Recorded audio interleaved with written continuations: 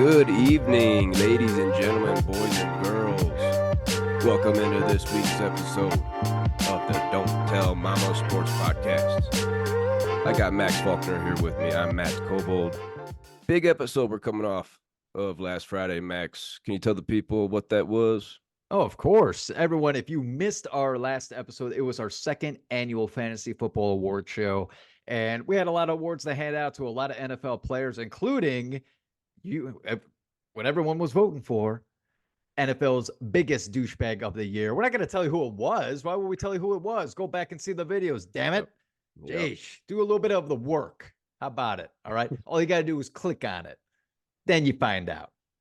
Definitely was a clip posted on that big award yesterday. We had almost 800 total votes on our awards. So thank you to the people on YouTube. That's where you can find it.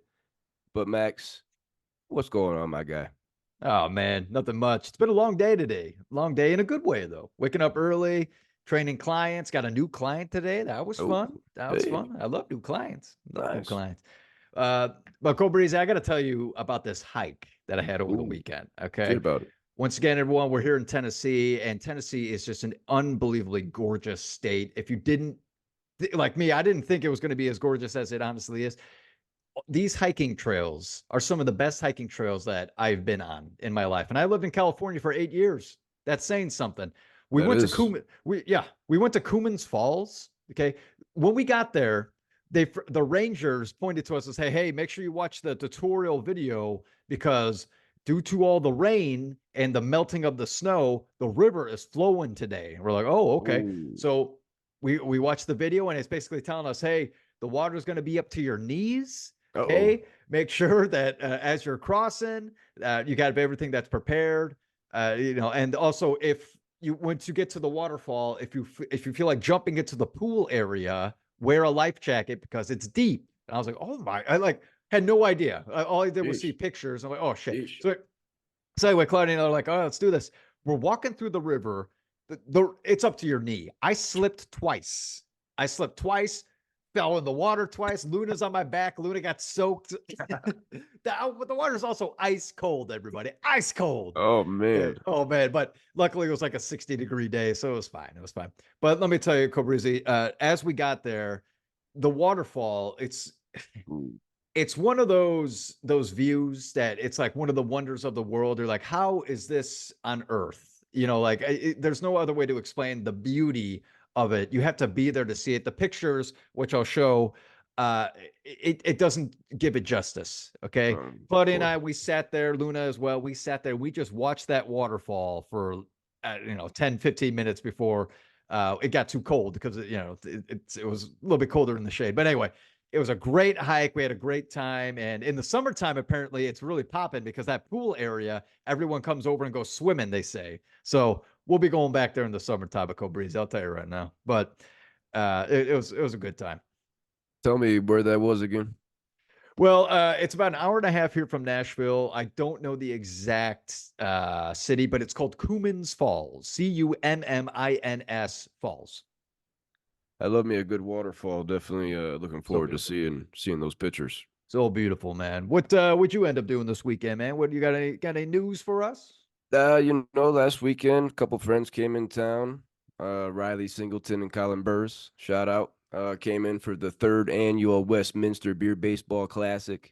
It was a low turnout for this one. We had a lot of snow the morning of. A lot of snow kept people in.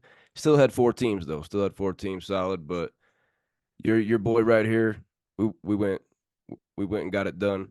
Came back from 8-1. We were down 8-1 in the championship game. Came back, made a 9th inning comeback. It was wild. Kelly's on the team, but 3 championships in a row. You see the trophy back here. You got the medal sticking out. The Westminster Beer Baseball Classic. The next one's going to be in mid-July. Be ready. First one we had 6 teams. Second one we had 5. This one we had 4. We're gonna be increasing that every time. Looking forward to it. But back champs. Look out, boys. How many players to a team? Do you do 4? 3 to 5. 3 to 5. Yeah, good. Go ahead. Gotta have a hoe. That's a rule, huh? He wrote it down. A rule. Oh yeah. Okay. It's in the notebook. We did. It's so funny. In college, everybody, Cobrizi, I, and all our buddies, and Kelly as well. We for whatever games that we played, for some reason we had to have rules. Well, everything's got to have rules. I mean, it only makes Sure. We're not sense. animals. Yeah, We're we're not not animals. exactly. Come on, we're not uncivilized people. We want to be able to make sure everything is not so sloppy, even though it definitely got sloppy. Okay, A lot of night, a a lot of lot of times, time got a lot of sloppy. times. Oh Too yeah. many to count. Mm-hmm. But Max, we got a big episode here this week on the Don't Tell Mama Sports Podcast. We're talking a lot of sports. Actually, only two. Only two. We got our Super Bowl pick at the end. You're gonna have to stay for the whole episode to hear about that. But you know, Max, it's February 7th. Like Wow. we're 5 weeks away from Selection Sunday. This is Woo. college basketball time. Mm. Conference plays heating up. You're starting to play teams for the second time for in Yeah. some cases. Mm-hmm. Alabama Auburn tonight was a rematch. Oh damn. So yeah, so we're getting into the thick of things, and we're 5 weeks away, I believe, from Selection Sunday. What do you think about that? So ecstatic. February is a great time of year because you have the Super Bowl. I mean, Valentine's Day is a nice day too. Okay, whatever. If you really celebrate it, okay. Yeah, of course, you got to be with your loved one. Okay, anyway, moving on from that. But then also basketball, you get to kick back a little bit, root on your favorite team, pushing for the playoffs or March Madness. And once it gets to March, it gets, for me, it gets a little more, I'm a little more juiced up. Oh Okay. yeah, I'm oh yeah, a little more shaky, a oh little more shaky. My nerves are running. Is Purdue going to make it? Is Purdue, well, I mean, obviously this year they're a top seed. Don't get me wrong, but sure, there's obviously correct, been times way in the past. I'm like, oh, is Purdue going to slip in there? I don't even, uh, sure. this year I'm definitely steady, but February, great time to watch basketball. So many different teams are pushing and fighting to get into that dance. I literally today was going over each conference, and I'm Mm, counting each conference, how many teams are making it from each conference. I'm like, there's so many teams for every single conference are yeah, really pushing. It's such an exciting time. it's a great time. I'm definitely going to talk a little bit about the standings here in this podcast, but keeping it with your Boilers, let's get into the AP Yeah, poll let's reaction. do it. The Boilers remain number 2 in the polls this week. Again, behind UConn. They two big wins at Wisconsin and against Northwestern in overtime. The Boilers are 21-2 on the season, 10-2 in the Big Ten, and they're 5-0 versus top 10 teams. Wow. 5-0 versus top 10 teams. Max, what do you got for me this week on your alma mater, Purdue Boilermakers? Purdue is looking really good. What else can I say? Uh, the game against Wisconsin, this is a tough matchup at Wisconsin, okay? Against the Badgers at home. Man, I'll tell you right now, I was nervous at first because Purdue has struggled on the road for years. But here they just showed everyone, hey Badgers, why don't you just settle down? Why don't you settle down a little bit and eat some more cheese and clog up that butthole? Why don't Whoa, you? Because whoa, even though whoa. Puxatawny Phil came out and we're gonna have an early spring in Wisconsin, it might be still wintertime in there. All I have to say, all I have to say, Zach Edey, 18 points, 13 rebounds, 3 blocks. Some of those blocks were blocked out of bounds, like bye-bye, like a volleyball, bye-bye. Okay. But Edey had a rough game. He actually had kind of a tough game. And that's when you have guys like Braden Smith to step up, have 19 points, 6 rebounds, only 3 assists, which I'm a little surprised on that considering the other night he had 16 Yeah, assists big time. against Northwestern, Big time. 16. Uh, but I'm going to tell you right now, Broski, there's one more guy on Purdue that I think makes them a big 3, and that guy's Lance Jones. Mhm, All right. Lance Jones had 20 points, 6 rebounds, 3 assists, and this guy's defensive skills mhm. unbelievable. Have you seen this guy play defense, Cobrazy? Clamps, lockdown. Oh my gosh. He is a pickpocket. I don't know. Sometimes I don't even know how he gets the ball. He just gets it. He slips in between the legs, I feel like, and then he's on the other end dunking it. Lance Jones was an incredible pickup for Purdue. And hey, go Boilers. It's an exciting time of the year. They're looking at like a number 1 seed. Let's keep on pushing because we got some tough games. We got IU coming to Purdue. this Saturday. I'll be watching 7 o'clock. Don't you miss it out, everybody, because one of the best, a great rivalry in basketball. Come on. Sure. It is, yeah, definitely a rivalry. I don't see it being much of a game. The Hoosiers are down this year. But just going back to that Northwestern win in overtime, there's something about these private school Pussycats. Something about them. They give Purdue a hell of a game. I want to see a rubber match here in March in the Big Ten tournament. I want to see those Yeah, two teams go at it again. I would love it. Round Uh, 3. Let's go. Chris Collins running on the floor, getting ejected. That was Oh, that was that was, that awesome. was awesome. That That was was awesome. I awesome. love that. And what I loved, good call out there. What I loved about that was that at the end, he still went up to Coach Painter. Great game, great game. And he went up to Edie, gave Edie a hug. And then I he's love pumping up the Yeah, crowd. he's still pumping. Yeah, yeah. Collins is awesome. He's a great Yeah. coach. He Oh really yeah. transformed Northwestern into a, Mhm. a basketball school. What? What? Would have never thought that. Nah, careful. Careful. But past couple of years, they've been really damn good. Yeah. Come on. Yeah. Make some noise in March, and then I'll consider it. I'll consider it. Yeah, if they win a game, if they win in the first round, that might be enough for me. Next team we want to talk about this week is the Alabama Crimson Tide of the Yeah. SEC. They made the second biggest jump in the AP poll this week, rising 8 spots from number 24 to number 16. They are now 16-7 overall, 8-2 in the SEC. They had won 10 of 11 before getting spanked tonight at Auburn. They got a 19-point spanking. Ooh. Alabama, they have 4 guys averaging double figures, led by point guard Mark Sears, that we're going to get to in a little bit. Yeah.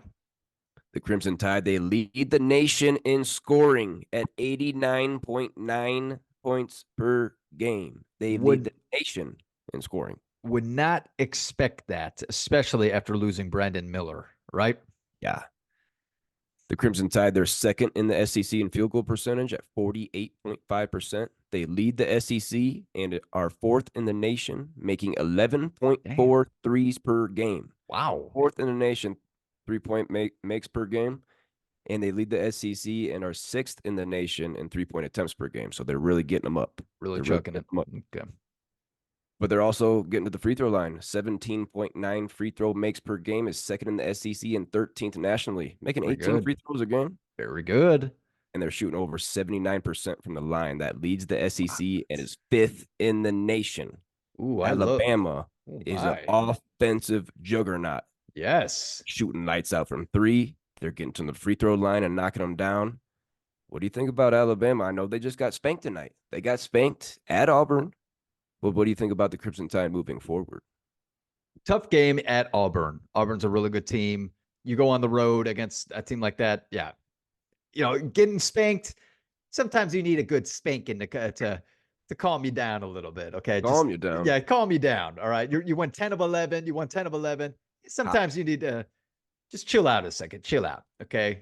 So keep you a little modest before the dance. But I'll tell you right now, Cole Breezy, 79% at the free throw line. That is huge. As a team. Whoa. Huge come March. You kidding me? Those guys, what's the word? Clutch. Okay. If you hit your free throws at the end of the game when the game's on the line, that's called clutch. Okay. A lot of players miss free throws at the end of the game because they are nervous as shit coming out of you. And I'll tell you right now, man, Alabama, I am so surprised that they are leading the league in scoring. I would not have expected it. In the nation. We'll talk. We're definitely going to talk a little bit more about Alabama.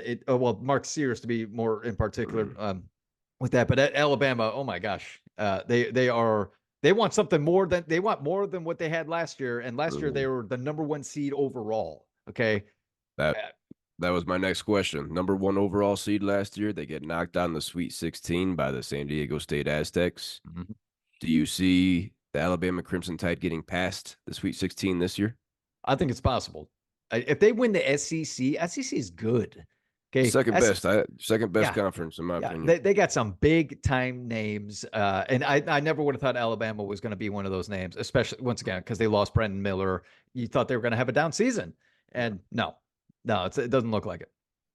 Another SEC team, the third team we want to talk about in the AP poll reaction, is the Gamecocks out of South Carolina. Max, I don't think we've ever No. said the word Gamecocks on this podcast. Okay. They're ranked for the first time since February of 2017. And they come in at number 15. They jumped all the way to number 15. Yeah. Holy shit. They're 20-3 overall, 8-2 in the SEC.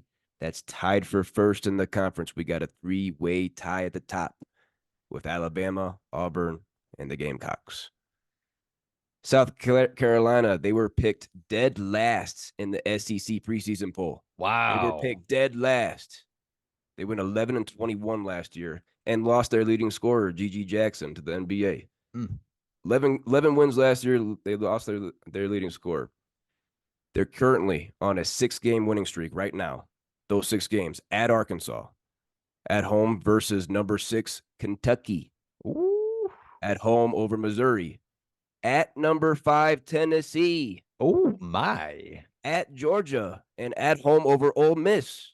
Mm. Holy moly, Gamecocks. They hadn't won 6 straight SEC games since 1997. Since Wow. 1997. Wow.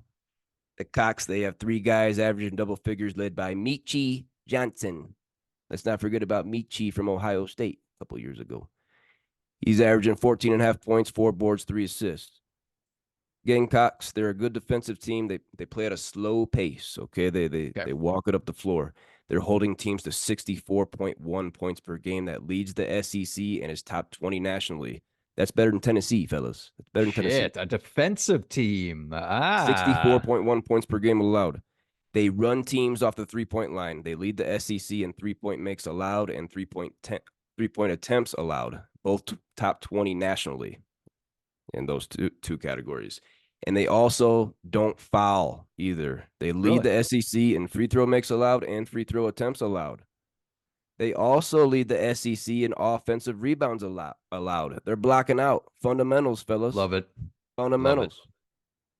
They don't get to the free throw line enough, and they don't turn teams over. But like I said, they play at a slow pace. What do you think about these Gamecocks being 20-3 here, Max? Are you a believer in South Carolina? Absolutely. I would have never expected it.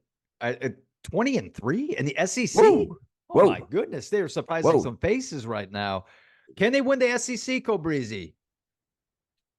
I think they can, but I'm not gonna predict it. I'm no. Yeah, I'm gonna I'm, say I'm no. thinking there's other teams, Tennessee, Kentucky. I'm even I'm throwing Alabama, Auburn, probably before the Mm-hmm. Gamecocks. But I Yep. mean, the way that the Gamecocks are playing, like I wouldn't be shocked right now. I definitely wouldn't be shocked. One thing that I love that you brought up is the fact of boxing out. Okay, a team that is playing defense and doing the fundamentals, using their ass. They're at the gym, squatting, making those asses big and strong, so they can box the shit out of those guys out of the lane, so they can get rebounds. I love it. I freaking love it. That's again. This is why I love college basketball, because they do those little extra things. Okay, the extra things that are necessary for the game of basketball to make it perfect. Okay, compared to the NBA, you don't see this in the NBA. You just don't. Okay, it's just throw the ball up, rebound it, dunk it. That's all it is. Okay, here it's move the ball, box out, pass the ball, shoot it. But battle for the boards. It's just such a different game. Go Gamecocks. The defense has been great. That 6-game winning streak with wins over Kentucky, Tennessee, Ole Miss, Arkansas. That's that's really good. That's really good. They host Vanderbilt Saturday before going on the road and taking on Auburn next week, which we're going to talk about that game later. That's a juicy one. But yeah, hell of a season right now for Yeah. the Gamecocks of South Carolina. That's crazy. Mm. Hadn't won 6 straight SEC games since 1997. Wow. Moving along this week on the Don't Tell Mama Sports Podcast, like I said, it's a big college basketball episode, as it will be from here on through the end of March, Max. I mean, we got 2 solid months here just talking college ball, The and best. something that we're going to focus on here in the month of February is our Wooden Award player profiles. Okay, Yes. the midseason top 25 list that was announced a couple weeks ago. We're going through making profiles from each guy. Before we get into them, I got a little fun fact. All 3 of my guys this year, or all 3 of my guys tonight, are 5th-year seniors from the state of Texas. I Oh. didn't plan that. Didn't plan that. I just was looking at each guy. Each guy's fifth-year player from the state of Texas. Yeah. But Max, how about you give us your first gentleman this evening for the Wooden Ward player profiles? Oh, let me put my glasses on and I'll jump Oh, right into it. better find them. All right. So now this guy, I'm a little disappointed. I'm going to be honest with you. I got Tyson Walker of Michigan State. Okay. Mm. This is a senior guard. He's at 6 feet tall. He's at just 6 feet flat, 185 pounds. Let's just toss out some stats to lead off, right? He's averaging 19 points per game, 2.6 rebounds per game, 3 assists per game. He's shooting at 46.5% from the field. He does shoot 38.1% at three-pointer. It's pretty good. And at a free throw percentage, he's shooting 71.8%, which is 8 percentage points lower than last year. Oh, He got boy. worse at the free throw line. Boy. The heck is that all about? And steals per game, he is averaging 2, which is pretty good. So Cobrizi, I think you can probably agree with me on this. I thought Tyson Walker was going to have an all Big Ten caliber season, at least being part of the top 5, right? With Michigan State not playing up to their potential, I don't even know if they're going to make the dance. They just lost to Minnesota. They lost to Ugh. Minnesota the other night. I know Minnesota is like having a better year, but I wouldn't expect them to make the dance. To be perfectly honest, Minnesota. I just maybe they're No. no. Come on. So I mean, The Walker's having a Gophers. the Gophers. Yeah, come on. So I mean, like Walker's having a decent season because he is averaging 19 points per game.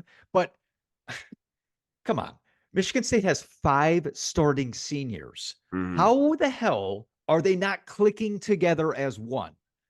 Because Prece- usually, go ahead, go ahead. Sorry, I don't want to interrupt you. No. Go ahead. What were you saying? Preseason number 4, it kind of reminds me of North Carolina last year. You know, preseason number 1, you hear Right. rumors about guys not clicking, chemistry issues, NIL deals getting to people's heads. I'm not going to say that's what's going on at Michigan State, but it's very similar to me, fellas. Nice call on that. Honestly, nice call. Usually seniors they have a chemistry, right? Like that most teams won't have because the longer you stay together, the more friendship you build. Okay, because you know them longer. But this team has been nothing but disappointing. Now Walker is having the best season of his career, stats wise. I wouldn't necessarily mean it like building a team together chemistry wise or even just the way that he's playing. It's just the stats. But there's no way this guy's going to win player of the year. Okay. I'm sorry. I know I'm more bashing on him. And it's only because I'm disappointed with Michigan State. And I'm going to go ahead and say it again, Cobrizi. I've been saying it a lot this year. I think Braden Smith has been snubbed. So I think Purdue's star point guard should be on the list over Walker. What do you think? Do you think you can agree with me on that one at least? Braden Smith's rebounding and passing numbers far exceed Tyson Walker's. Tyson Walker, he's the 3rd leading scorer in the Big Ten, but I've watched a few state games. He gets them up. He's got he. Chucks it. It seems like he's the only guy who wants it. Seems Yeah. like he's the only guy who wants the shot. But yeah, Braden Smith, he's probably having a better year than Tyson Walker. Yeah, Michigan State on the bubble, 6-6 in the Big Ten, whereas Purdue, one of the best teams. So Mm-hmm. Tyson Walker, great year, midseason top 25, but yeah, like you said, not going to be any close to the top. No. My guy that I got this week is Colorado State point guard Isaiah Stevens. Oh, Yeah, right behind there. the newest addition to the background.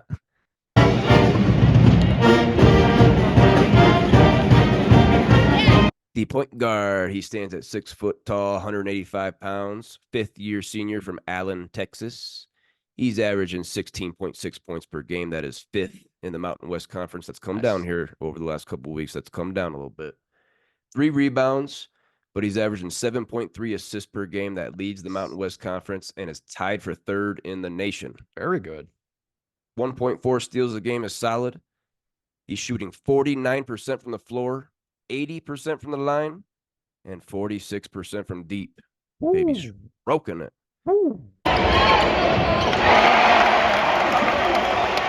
He's got 4 games this year where he's had points and assist double doubles. So double digit assists with points. 4 Nice. times this season.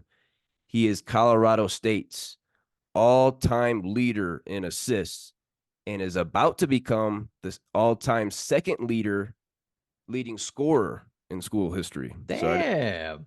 about to become the second leading scorer in school history here within the next game or two.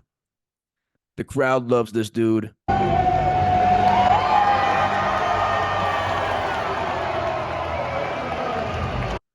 He's smooth in transition.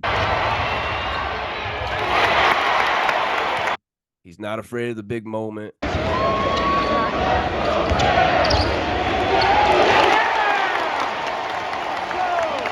I'm really excited to see what this guy can do in March. You know, a couple of years ago, they were a 6 seed, got upset in the first round by Michigan.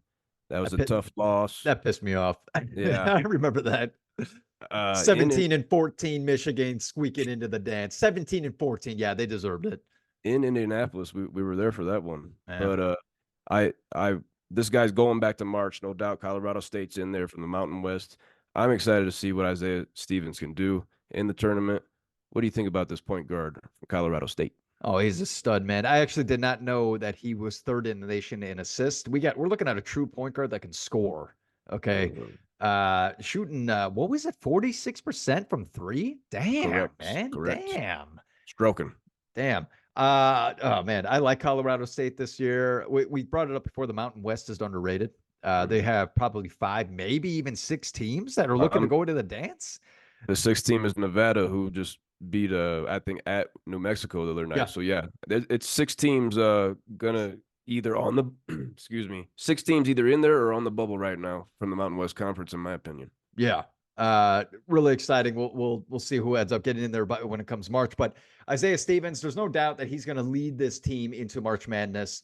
And I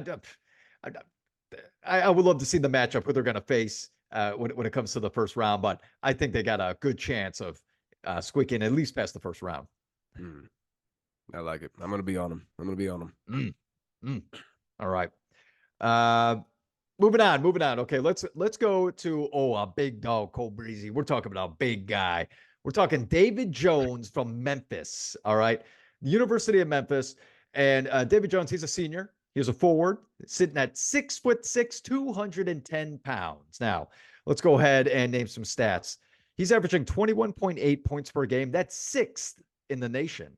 Okay, he's averaging 6.8 rebounds per game, 1.6 assists per game. He's shooting 46.4% from the field, 38.1% from three-pointers. So a big guy at 6'6", shooting the three, looking really good. And at the free throw line, he's shooting 82.1%.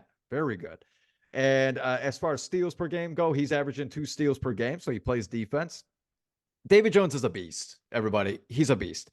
He's no doubt the best player on Memphis and arguably the best player in the American Conference. Can you agree with me on that, Cole Breezy?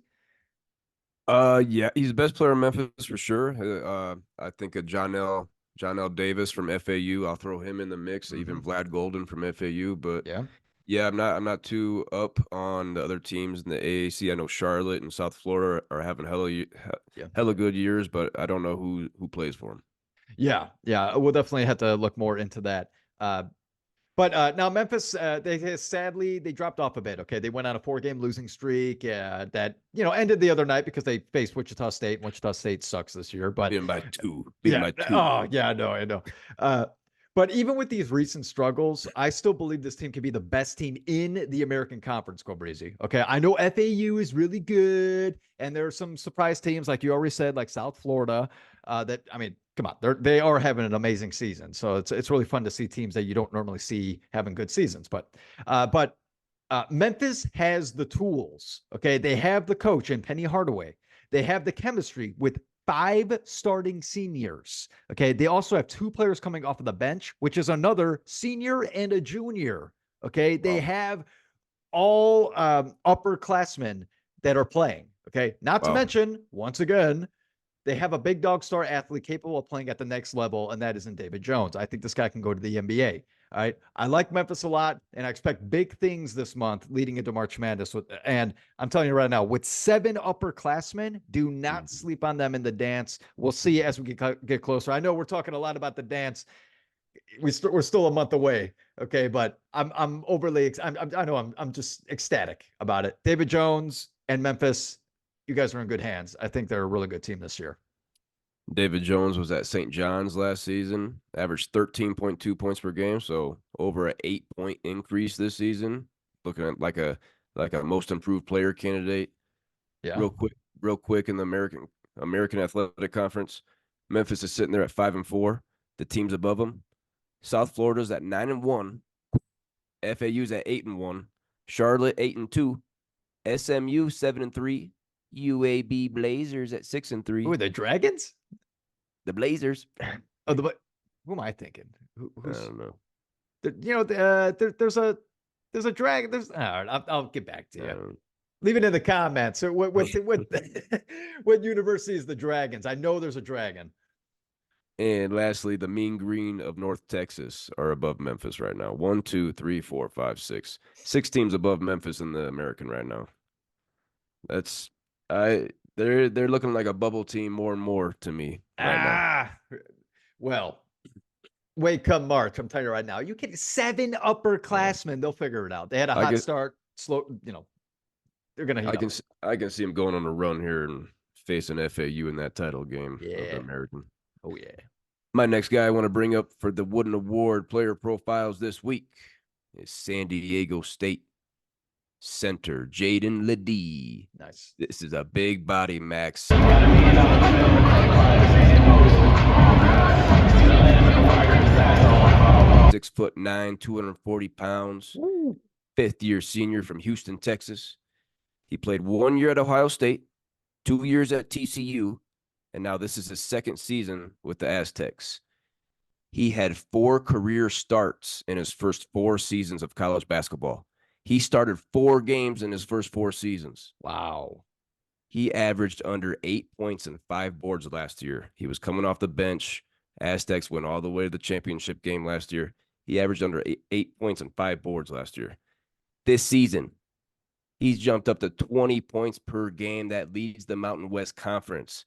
He's averaging 8.6 rebounds per game. That's third in the conference, shooting 55% from the floor. Woo. He's got 9 double-doubles on the year.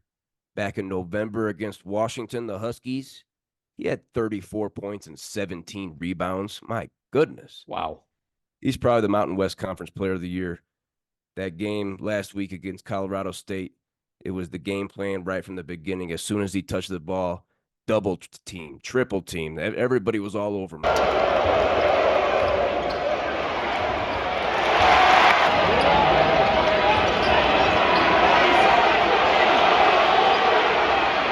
Really held him down in that first half.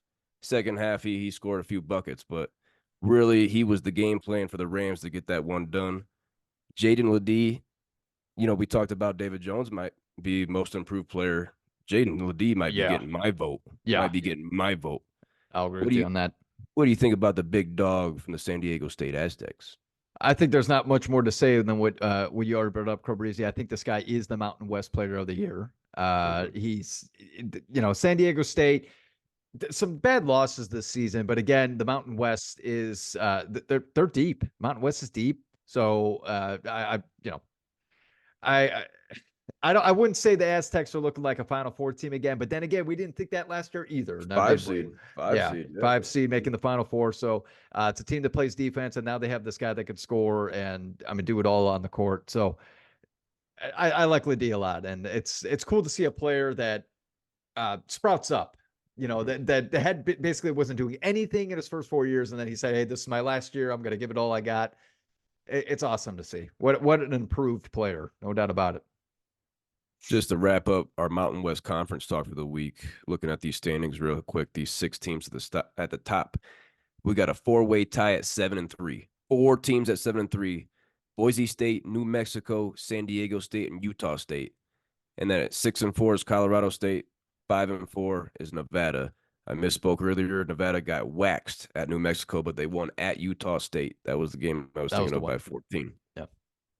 So we got 6 teams right there. The Wolfpack, they only have 5 losses on the season. The Rams of Colorado State have 5. Utah State has 4. San Diego State has 5. New Mexico has 4. Boise State is 16-7, but they're 7-3 in the conference. Mhm. Mountain West, looking at 5, maybe 6 bids this year, baby. Yeah. Yeah. I like that division. Okay, let's move on to my last guy. We already brought him up from Alabama. I'm talking Mark Sears, the senior guard. He's sitting at 6'1", 185 pounds. Dude, Mark Sears is the heart and soul of Alabama. He is. Okay. I know we were talking so much last year about, oh, Brandon Miller, man, he's next level. He's, yeah. I mean, which he was, obviously. He got drafted in the NBA at a high pick. But yeah, number two. But Mark Sears, he's the one that keeps the composure on the court. Okay, he's another. Well, this guy's a scoring point guard. Okay, this is a little bit different than a true point guard because this guy's averaging 20.1 points per game. That's 26th in the nation. 3.9 rebounds per game. 3.9 assists per game. Cole Breezy, get this. As a point guard, he's shooting 52.6% from the field. Nice. Okay, this guy is efficient. He's making good shots from three-pointer. Get this. He's shooting 44.7%. Are you kidding Nice. me? Oh, my Nice. goodness. At the free throw line, he's almost automatic at 85.3%. And steals per game, that's 1.7. Cobrizzi, these stats right here are outstanding as far as the percentages go. I mean, I don't know how many shots he takes per game, but obviously, again, he's being very efficient. Okay.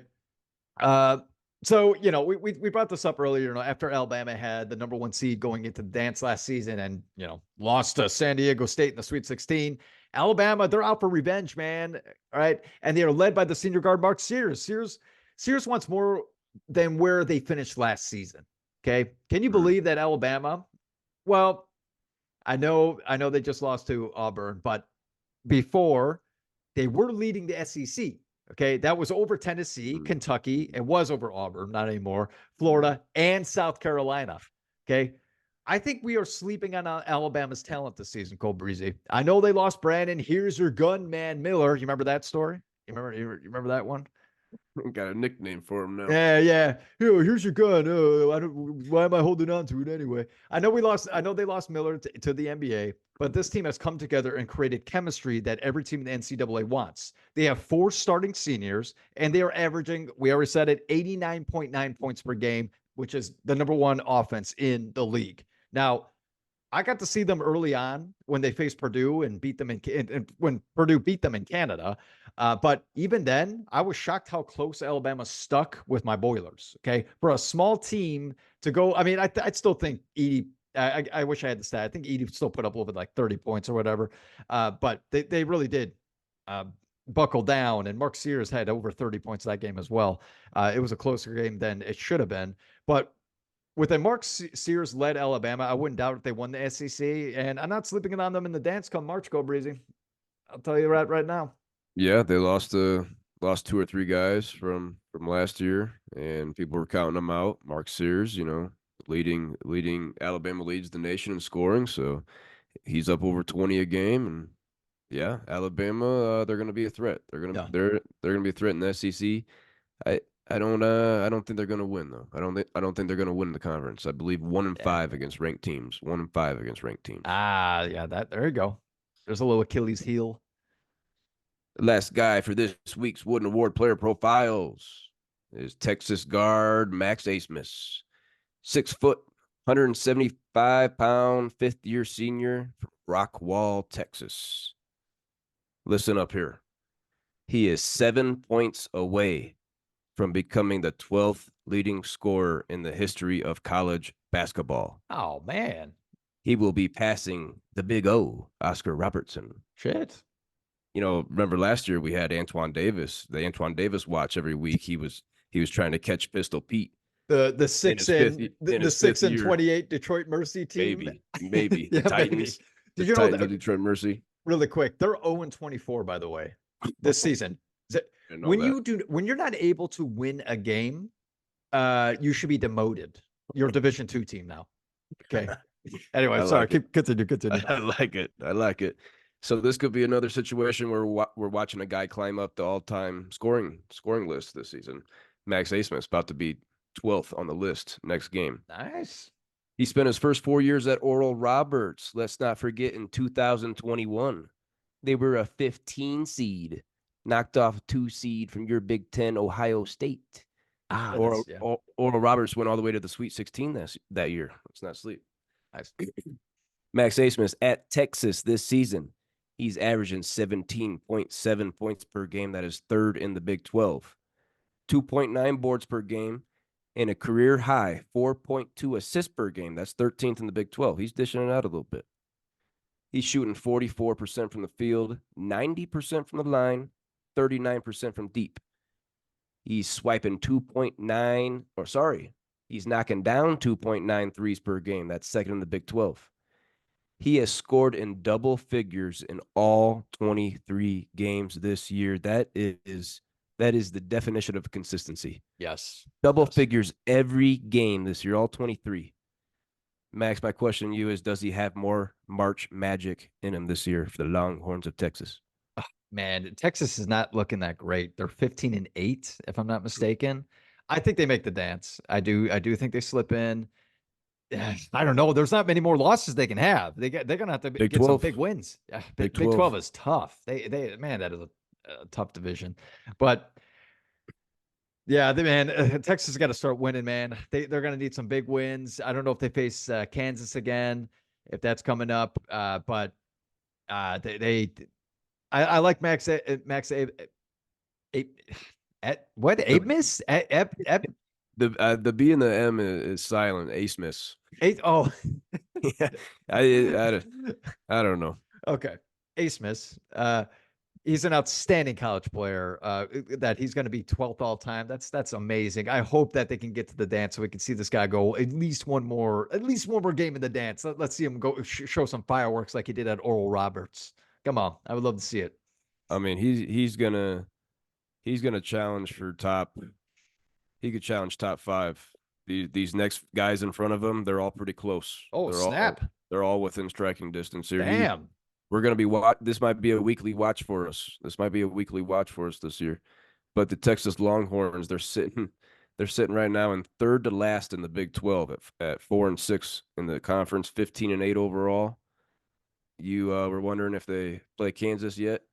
Coming up here soon. They go to Houston, they go to Kansas, they go to Texas Tech, and they go to Baylor. Oh my goodness.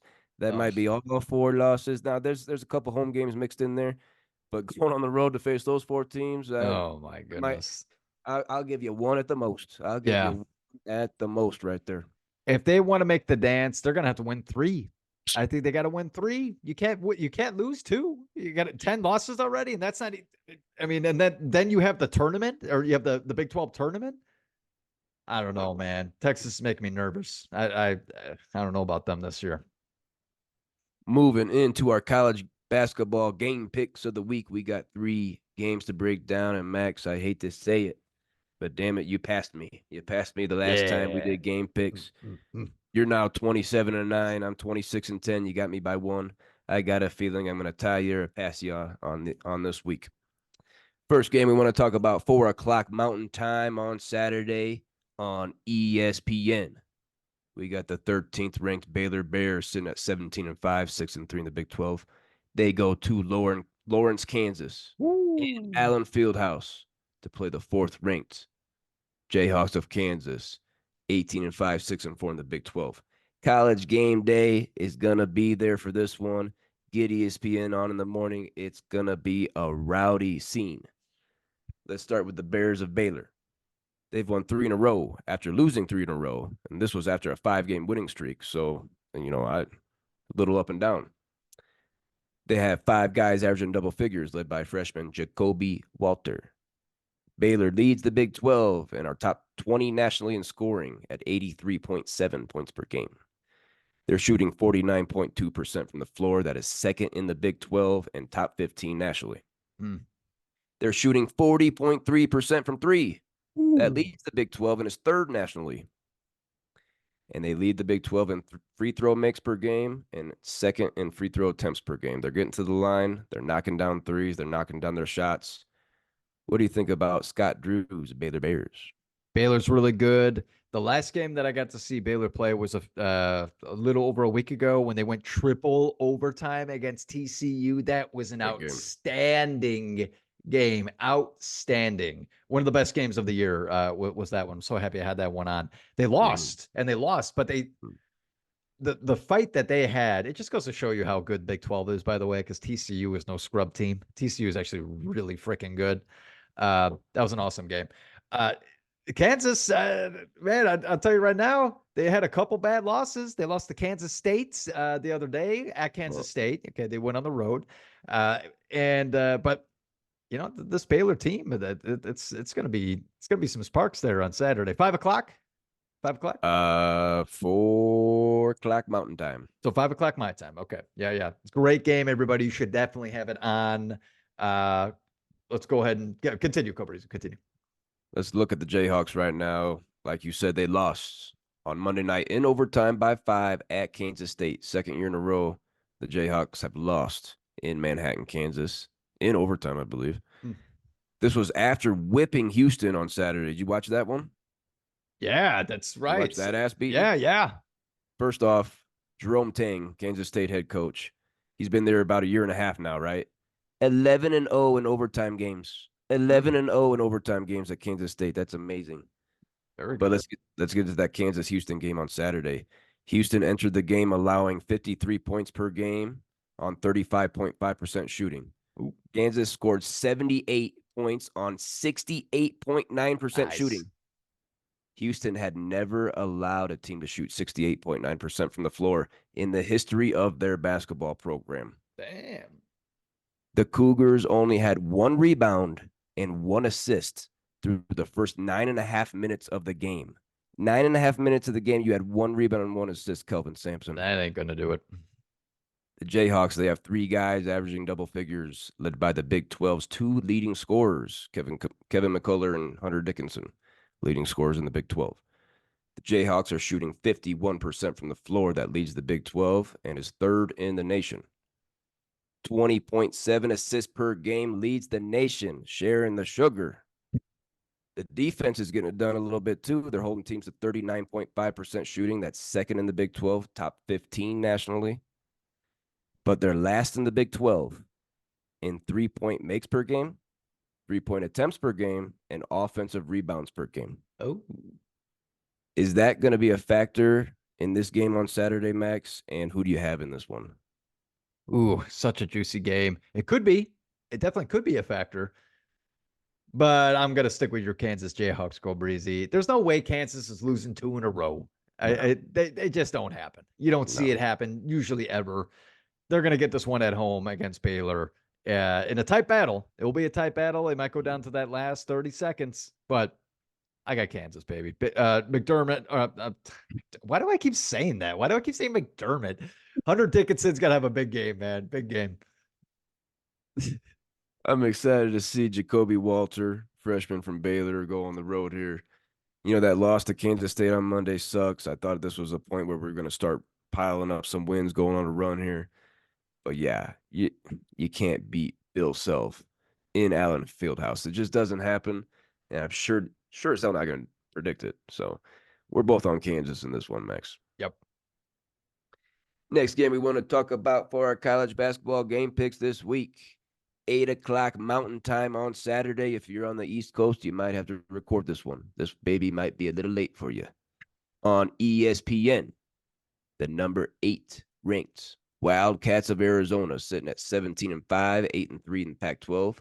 They're coming here to Boulder, Colorado to take on the Buffaloes, sitting at 15-7, 6-5 in the Pac-12. Now, Colorado, they host Arizona State tomorrow night, so let's keep our eyes on that game. They've lost 2 in a row after a 4-game winning streak that preceded a 3-game losing streak. So just like a team we just talked about, they're a little up and down. Colorado is. Yeah. The Buffaloes, they see 5 guys averaging double figures led by junior KJ Simpson. The Buffs, they're shooting 49.3% from the field. That leads the Pac-12 and is 12th in the nation, shooting pretty efficiently. They are 11th in the nation in 3-point percentage, second in the Pac-12, 39% from deep. They lead the Pac-12 in free throw makes per game and free throw percentage. Their free throw percentage of 78.4 is ninth Nice. in the nation. Very Ninth good. in the nation. Knocking down their threes, knocking down their free throws. They have no rim protection. 2.3 blocks per game. That's 323rd in the nation. 323rd in blocks per game. Going to be a factor in this one with 7'2" Umar Ballo and the other Mhm. 7-footer they bring off the bench. What do you think about the Buffaloes here in the first week of February? Are they on your March radar? Are they on the bubble right now? What do you think? Their record again. What was their record? Record is 15-7 and 6-5 in the Pac-12. Definitely a bubble team. Definitely a bubble team. I think the Pac-12 is weak. I think it's a weak division. UCLA is Oh not yeah. good this year. USC Oh yeah. sucks when we Bad. thought they were going to be so good with Isaiah Collier and LeBronny James. Uh, LeBron. uh, and Arizona seems like the Arizona Colorado might be the only good teams in the Pac-12. I I'll, think I'll throw Oregon at you. I'll throw okay, Utah at you. okay, okay. Uh, Yeah, I do like Colorado. I think KJ Simpson's really good, and yeah, that rim protection though is definitely making me nervous. How about their rebounding numbers? Is it not looking too hot either? Then Middle of the pack in the conference. Middle of yeah, the pack in the conference. it's going to be Um, tough with the big dogs from Arizona. It is. It is. Speaking of those Wildcats from Arizona, let's look at them now. They're going to Utah on Thursday, tomorrow. Okay, so let's keep our eyes on that one, just like Colorado has a game tomorrow. Arizona also does too.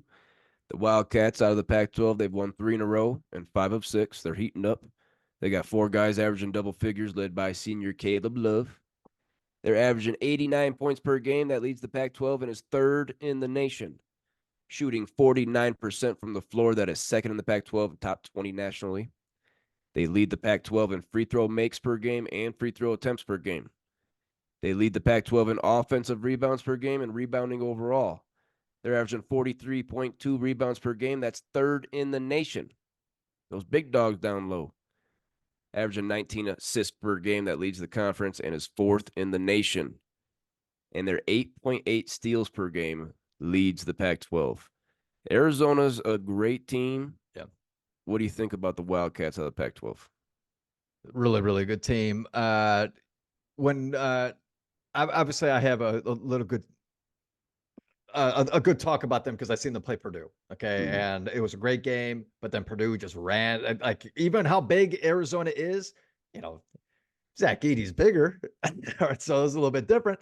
Uh, but yeah, man, it's gonna be a good game. It's gonna be a really mm, good game in Colorado. But I'm gonna go ahead and just say it right now, Cobrizi. I am going Arizona with Caleb mm. Love and those big guys down low. The big guys are gonna get the boards, more possessions, can win you basketball games, and when they shoot almost 50% from the field, that gives them the advantage. And Caleb Love, man, he's legit. He's a hell of a player. He scored over 30 something points against Purdue. Mm. Guy's legit. Yeah, Caleb Love definitely top 25 player in the nation. Arizona's good. They're a Final Four contender, maybe a national title contender, maybe. I mean, I guess if you're a Final Four contender, you're also a national title contender. But Yeah, yeah. I like Arizona. I've got a ticket on them from the beginning of the season to win the conference. So I've been riding Arizona for a while. Like you said, USC and UCLA are down this year, especially the Trojans. But Max, I'm going upset, baby. I'm going Oh, upset, baby. Hear me come out here. on. Hear me out here. Arizona defensively, they allow too many threes. They're last in the Pac-12 at 8.5 per game. They're allowing 8.5 made threes per game. Wow. The Put a hand up. Buffs, the Buffs, they're averaging like six threes per game. They're shooting it really efficiently. Not that much. I say they make 9 or 10. They get hot. They Yeah. make 9 or 10. KJ Simpson's distributing. He's also knocking them down. Tristan Da Silva, he's banging. Eddie Lampkin's banging Umar Ballo down low. You got Cody Williams being athletic on the wing. I I see a Colorado home. We storm the freaking floor. It's gonna be wild. Arizona, hear me out on this one. They have 3 road losses in Pac-12 play. At Oregon State, the fucking Beavs, Bad at loss. Washington State, and Bad at loss. Stanford. At Stanford. Terrible losses. Terrible I losses. I think Colorado's better than those 3 teams, boys. So No doubt. it's not like Arizona can't lose to an average to below average team on the road because they've done it already. Yeah. I got the Buffs in this one, baby. Let's go. Ride. Let's ride. Man, I think you're going to be drunk on Coors Light. Okay, and that's hard to do. That is hard to do, considering that they just use the mountain snow and say that it's beer. 100% Rocky Mountain water, 100%. Last game that we want to get to this week for our college basketball game picks next Wednesday. Let's turn the calendar to next Wednesday. We're not going to be talking until after this game proceeds, so we got to make a game pick for it right now because it's pretty fucking juicy. February 14th at 6:30 Mountain Time on the SEC Network. You can get this one on the ESPN app, so don't get nervous. We got the Gamecocks of South Carolina that we've talked about. They're going on the road to play at Auburn, who just had a big win tonight against Alabama. I'm going to run through the Gamecocks again real quick for people that didn't hear. They're on a 6-game winning streak right now. Now they play Vanderbilt Saturday. That should turn into a 7-game winning streak. They got 3 guys averaging double figures led by Michi Johnson. He's averaging 14.5 points, 4 boards, 3 assists. Defense is where the Gamecocks, they hang their hat on the defensive end. They're holding teams to 64.1 points per game. That leads the SEC and is top 20 nationally. They run teams off the 3-point line. They lead the SEC in 3-point makes allowed and 3-point attempts allowed. That's both top 20 nationally, and they don't foul either. They're playing defense with their feet, not their hands. They lead the SEC in free throw makes allowed per game and free throw attempts allowed per game. And like we talked about already, they lead the SEC in offensive rebounds allowed per game. Fundamentals here, fellas. They're putting their ass on a body, boxing out, driving out, grabbing the ball with 2 hands. They don't get to the free throw line enough. They don't turn teams over enough, but they play at a slow pace. Anything else you got for me on the Gamecocks that you haven't said already? 8-2 in the SEC. Can't wait for this game. But let's go ahead. We've already talked enough about the Gamecocks. Let's hear a little bit about Auburn and let's make a pick, huh? Let's hear about Bruce Pearl's Tigers of Auburn. They beat down Bama tonight by 19. They're on a 3-game win streak after losing 2 in a row. They're at Florida Saturday. Could that be a trap game? That could be possibly a trap game there, but I see Auburn getting that one done. They only have 2 guys, Auburn, averaging double figures, Oh. led by big man Janai Broom. He's averaging 15 points, 9 boards. Auburn, they're averaging 18.3 assists per game. That leads the conference and is 7th in the nation. The defense is getting it done, allowing 65.9 points per game. That is 2nd in the SEC. They're allowing teams to shoot 38% from the floor. That is 2nd in the nation. 2nd in the nation, 38% field goal percentage defense. They're allowing 6.1 threes per game, 3-pointer makes per game. That is 2nd in the conference. And they're allowing teams to shoot 29.7% from 3. That is 2nd in the SEC, top 20 nationally. Auburn's getting it done defensively as well as the Gamecocks. They're 1-2 in the SEC in a lot of those categories that I just read there. This is going to be a defensive battle. It might come down to who can score more. What do you think about this matchup, Max? Awesome matchup. This is going to be a defensive battle, man. This is a defensive game. We're looking at a 60-55 game, maybe. Ooh. Maybe. Yeah. Yeah, it might be 20-24 at halftime. What is this? Women's basketball? Ooh, is that too soon? Whoa. Sorry. Oops. It's okay. Okay. This is gonna be an awesome game, but I'm gonna go ahead and make a pick right now. And that is let's go Auburn. I got Auburn, Bruce Pearl led team. I like these guys. And when it comes to defense, I'm gonna go with the team that I know from past seasons that shows that they're capable of winning, capable of playing hard defense. Gamecocks. When was the last time that we've actually talked about the Gamecocks? Not on this podcast. Never. Not on this, right now. Not on this podcast. Right now. Yeah, this episode. So they haven't been ranked since February 2017. So yeah, I'm not jumping on the wagon yet. If they beat Auburn, oh man, then maybe we ought to be at Auburn. Yeah, at Auburn. But I got Auburn on this one. Defensive battle. If Auburn takes care of business at Florida, if South Carolina takes care of business against Vandy, Gamecocks will be on a 7-game winning streak. Tigers will be on a 4-game winning streak. 2 of the hottest teams in the conference, maybe in the nation. I'm definitely going to want to watch this one. But like I said, it might come down to who can score more. and that's going to be Auburn at home. Yeah. Uh, I got to go the Tigers with you. Bruce Pearl led. I like Auburn. They can score. They can score better than the Gamecocks, especially at home. Mhm, And that win tonight against Alabama, that impressed me. That impressed me. mhm. Last subject we want to talk about this week on the Don't Tell Mama Sports Podcast, baby. It's getting late, so we're gonna wrap it up here. But we gotta make our Super Bowl pick because the big Woo! game is on Sunday. Let's get into this one, Max. On Sunday, 4:30 Mountain Time on CBS. We got the one we've all been waiting for. The Kansas City Chiefs are taking on the San Francisco 49ers.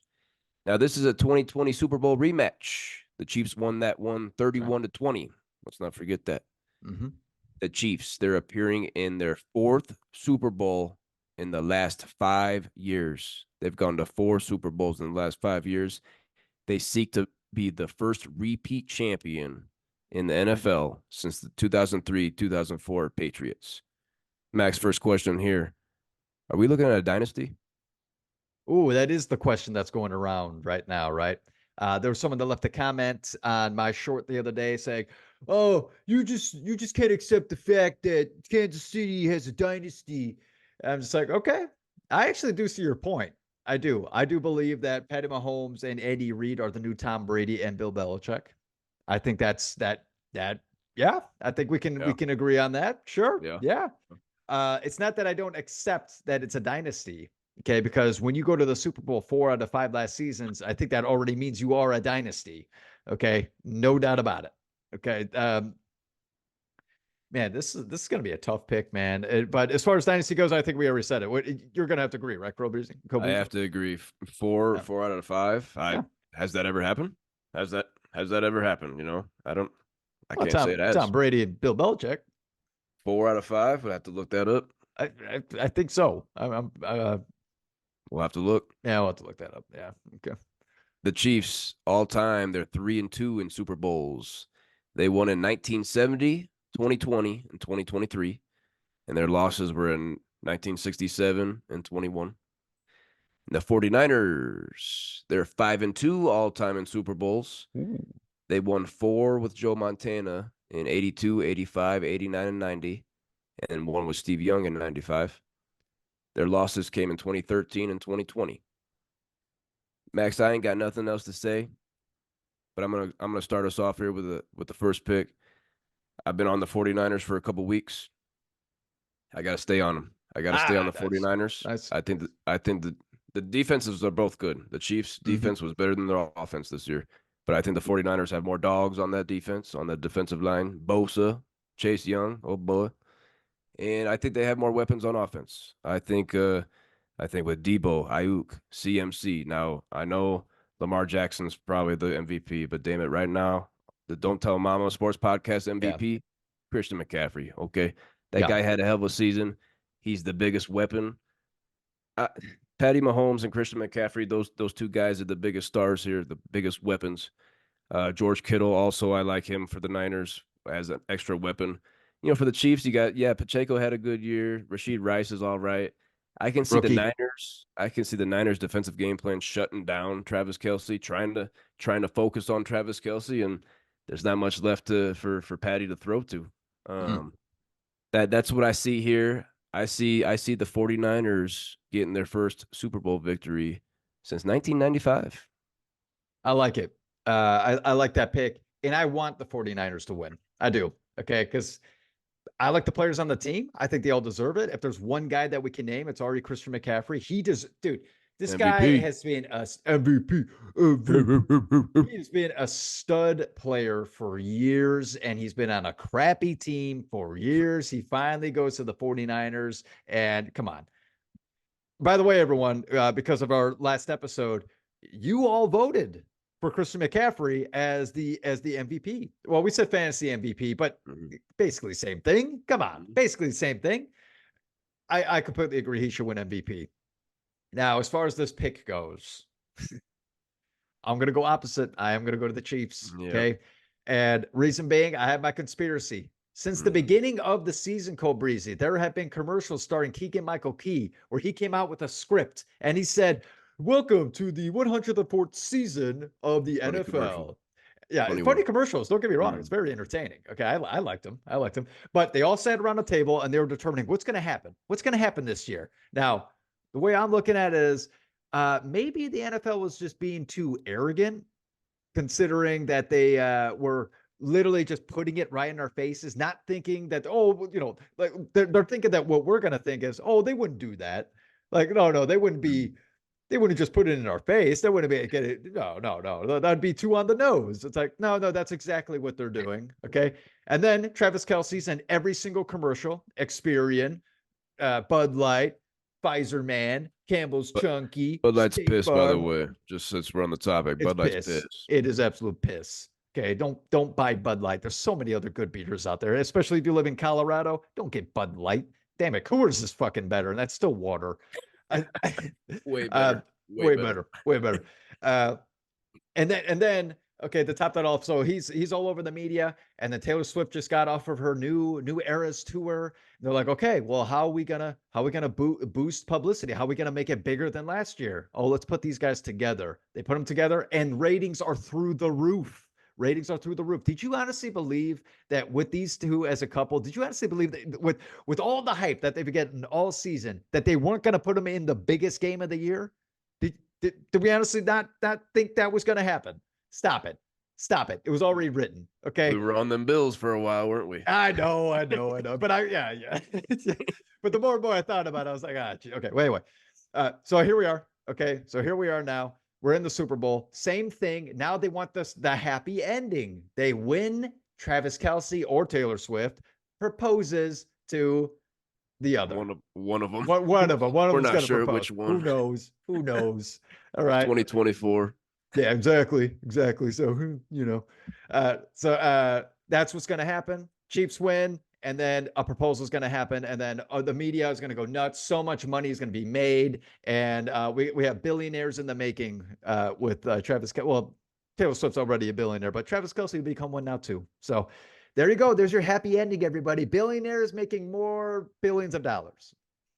Well, I'm glad we can differ on a pick here. Yeah. So I'm on the Niners. You're on the Chiefs. Planning to going over to Wilson's place, hanging out with him. Will I'm thinking the pulled pork, the honey balsamic pulled pork nice this call. weekend. Yeah. Any Super Bowl plans for you? Yeah, we have some people coming over. Believe it or not, a couple people from Colorado. They moved down here, brother and sister. They moved down here to Tennessee, and we met them, and they're in our apartment complex. We said to come on over. Really quick on Taylor Swift, one more thing. Do you know that there's a new game going on? Okay, it's a drinking game that anytime that Taylor Swift is shown on the screen, take a shot. Take a shot. That's ain't gonna last. Ain't gonna last doing that. It's so funny because my client said, "Hey, I'm thinking of some new drinking games," and I goes, "Let me guess, you're gonna take a shot every time Taylor Swift pops up." I didn't see anything about it. I just knew right away. I just knew it. It's that's exactly what we're doing. So yeah, have fun. Okay, you're gonna be throwing up. You're gonna be throwing up. You're not even gonna see the proposal. You're gonna miss it. Not gonna watch the game either. Yeah, right.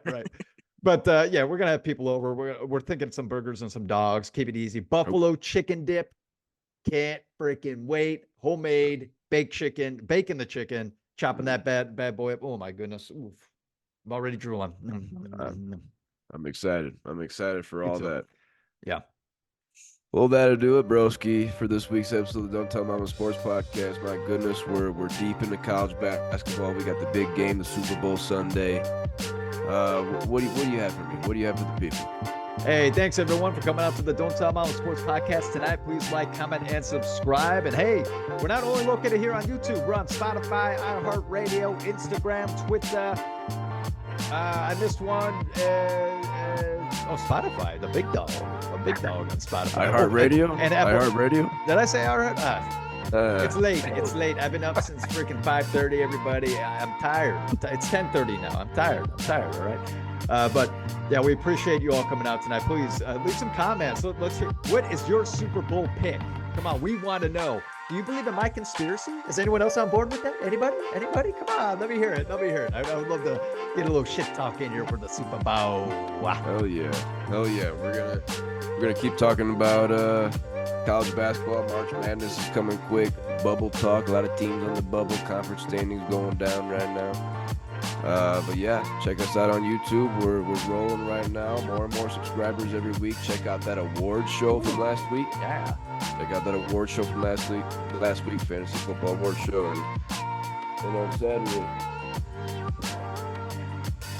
on ESPN.